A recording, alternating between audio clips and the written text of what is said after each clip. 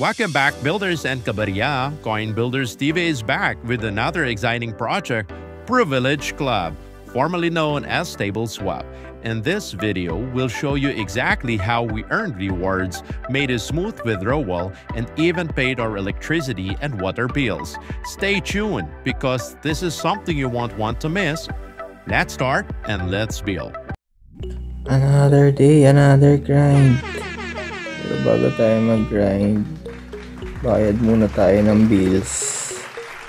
Dumating na yung water bill natin worth 624 pesos. Yung ating power bill worth 2,711.07 pesos.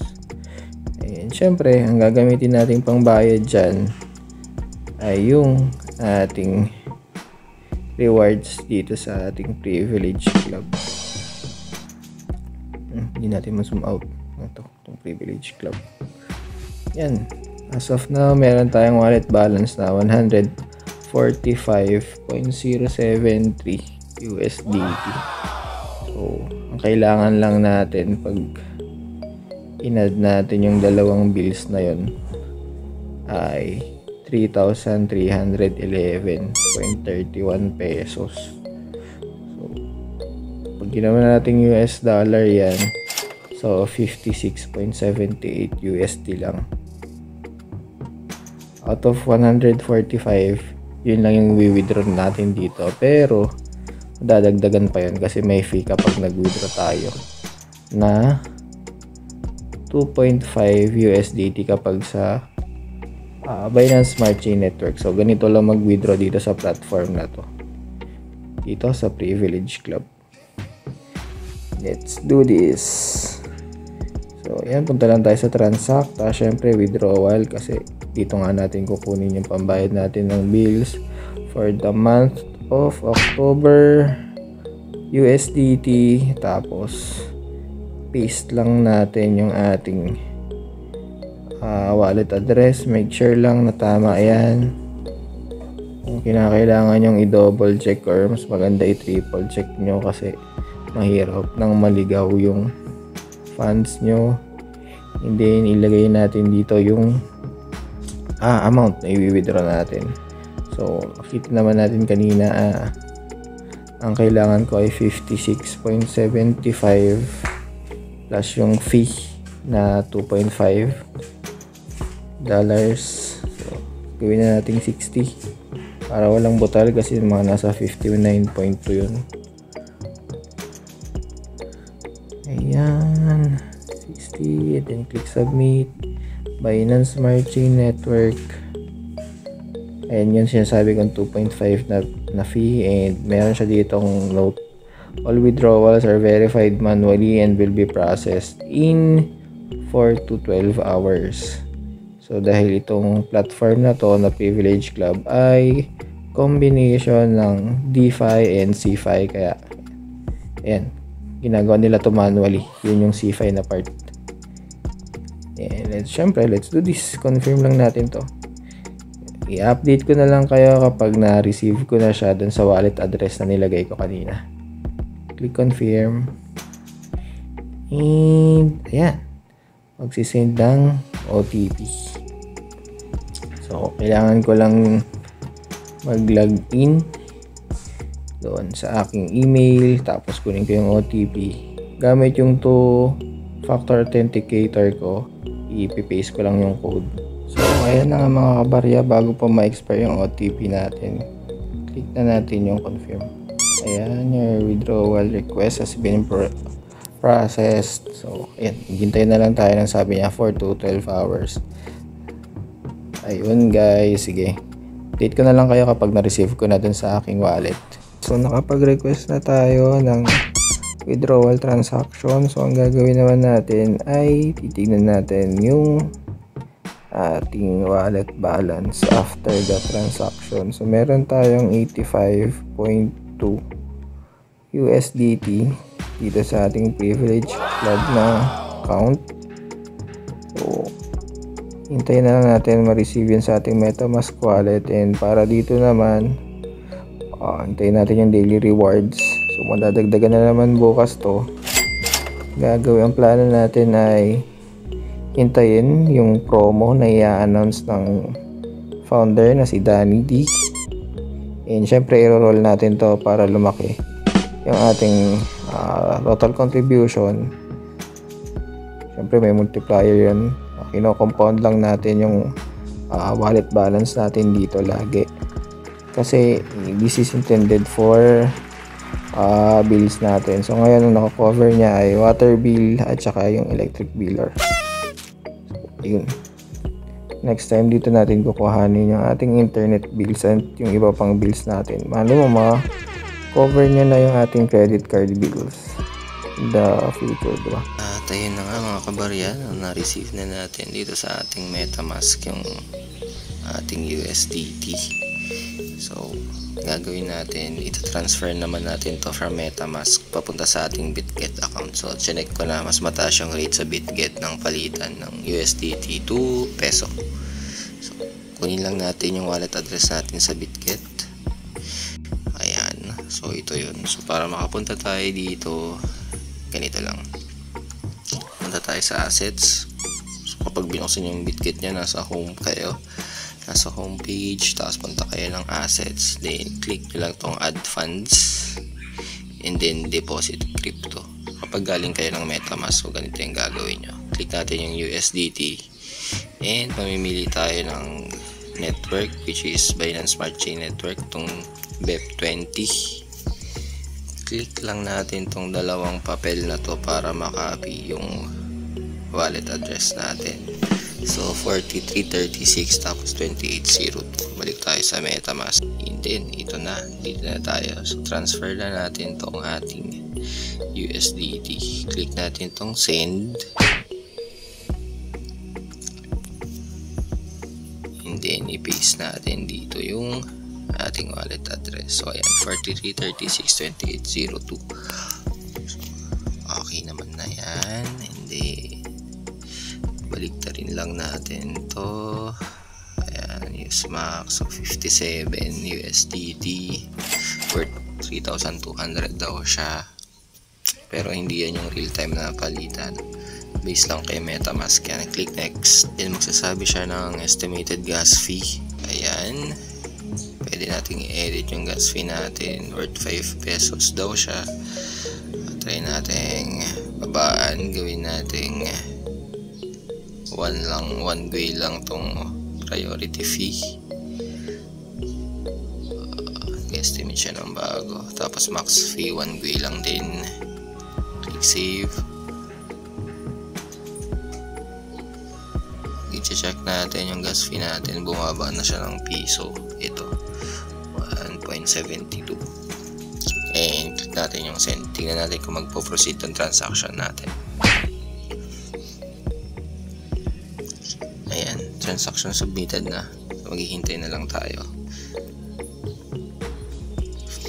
to check that kung nag-proceed yung ating transaction. Pwede natin i-click tong parang orasan dyan sa gilid.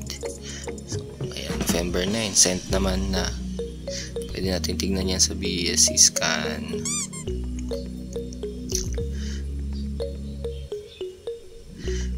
Ayan, successful naman siya. And ang ating gas fee ay ayan, $0.03. Ayos, so hintayin na lang natin yan doon sa ating BitGet wallet. So ayan na nga, na-receive na natin yung ating 57.5 USDT. Wala pang 1 minute, nandito na sa account natin. So para may transfer naman natin from BitGet wallet papunta sa GCash natin, so gaganito lang yung gagawin natin. So nakikita nyo yun, may na-deposit 57 USDT. So nasa spot account natin yan. Doon tayo nagtitrade ng, meaning spot trading lang. Wala tayo sa futures. Dadali natin yan sa funding wallet. Para gawin yun, syempre ito, click natin yung transfer. Yan. From spot, lagay natin sa funding account. and then click lang natin to, gawin natin USDT. From BTC gawin natin USDT kasi yun ang meron tayo. Ayan, click all lang. Ayan yung 57 natin and confirm. Ayun, nasa funding wallet na natin yun. Gagawin na nating peso yung USDT na yan. Punta tayo dito sa ating P2P and click natin sell kasi ibebenta na natin yung USDT natin. And click natin yung sell sa halagang 58.45. Benta na lang natin kay Willie Bernard. Shoutout sa'yo. Natin tong sell. And then i-max lang natin.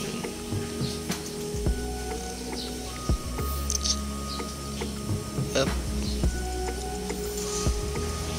Then click natin yung sell USDT with 0 fees.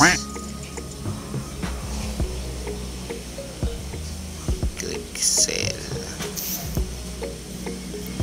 Ayan, hintayin lang natin ma-deposit ni sir sa ating GCash. I-release natin yung crypto once